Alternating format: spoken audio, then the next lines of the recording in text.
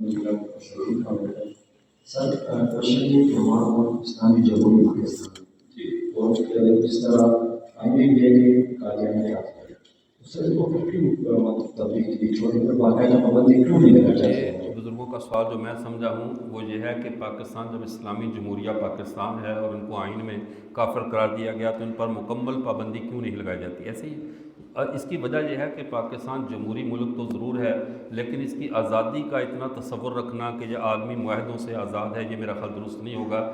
یہ آزاد ہوتے ہوئے بھی بدترین غلامی کے دور سے گزر رہا ہے۔ ہمارے تمام معاشی مسائل ان عالمی طاقتوں کے پنجے میں جکڑے ہوئے ہیں جہاں پر جا کر ہمارے ملک کی معیشت بھی جکڑی ہوئی ہے۔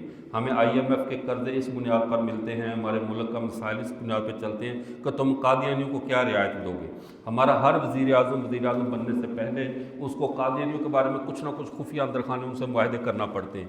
یہ تو یہاں کے مسلمانوں کی ایک ایمانی ہمت ہے کہ تمام ریاست اور عالمی طاقتوں کے مقابلے میں قانون کو بچائے ہوئے ہیں، ورنہ ہمارے حکمرانوں کی حالت یہ ہے کہ ان کے دل پتھر کے ہیں، دماغ تانبے کے ہیں، ان کو دین کی بجائے ان عالمی طاقتوں کی بات زیادہ سمجھ میں آتی ہے۔ تو اس لیے ان کے ہوتے ہوئے یا ہمارے ملک کو معاشی طور پر IMF کے شکنجے سے جب تک نہیں نکل جاتے تب تک ان پر مکمل پابندی لگنا مشکل ہے کہ یہ ان کے ایجنٹ ہیں سامراج کے اور وہ ان کے لیے سہولتیں لے لیتے ہیں ہماری ریاست سے۔